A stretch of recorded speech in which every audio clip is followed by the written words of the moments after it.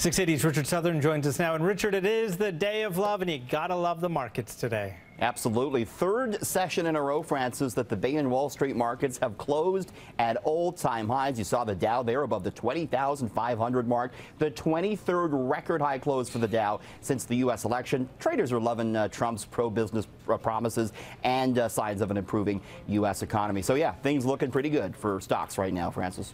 Now, we just got the latest sign today of just how big the marijuana industry is getting. So the largest producer reported a massive jump in revenue. Yeah, so this is Canopy Growth with the ticker symbol WEED on Bay Street, and they were in with their fourth quarter financial report today, and it showed a 180% jump to revenue, $9.8 million. It was actually a little bit short of what investors were looking for, and that's because it just couldn't keep up with demand. They couldn't grow enough marijuana, and these sort of industry shortfalls are a problem for a lot of these medical marijuana producers, and that supply-demand imbalance, it's probably only going to get worse once the federal Liberal government legalizes the drug for recreational use. Meantime, Francis, new numbers out of Colorado. They did $1.3 billion in marijuana sales last year. That is bigger than the GDP of many countries. That is crazy. Maybe something to look forward to here in Canada as far as the industry is concerned. Well, let's talk about Valentine's Day, and maybe some people getting diamonds today, but the industry is actually in trouble because of millennials. Yeah, remember those old De Beers ads, diamond is forever? Maybe not if you ask millennials. Those born between 81 and 2000, they're shying away from diamonds. And that's because millennials, they tend to spend their money on experiences rather than luxury items like jewelry. They also tend to reach financial maturity later in life, and they're less likely to get married than their previous generation. So all this adds up to bad news for the diamond industry. And so the Diamond Producers Association, they're launching a big ad blitz trying to, reframe diamonds for the younger generation. We'll see if it works or not. But again, the younger cohort, they're just not spending their money on things like the shimmery diamonds, Francis. And then there's chocolate, and it's so much sweeter, and it actually costs less this year. Yeah, it does, and that's because cocoa futures are much lower on the commodity markets. This is, of course, the main ingredient in chocolate, and cocoa futures today trading at a 9-year low.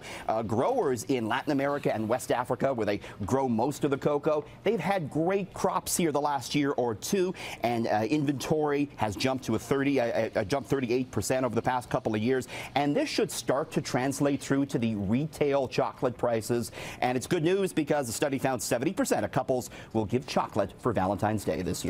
And I guess if you're looking for that love, why not bond over the things you hate?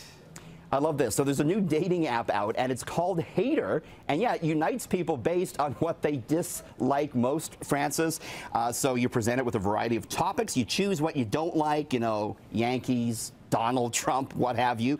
Then it pairs you up with people who hate the same things you do, and it works like a regular dating app from that point, and you sort of swipe left or swipe right. It's only a month old. It already has 200,000 users. We always know what we hate most, don't we, Francis? We sure do.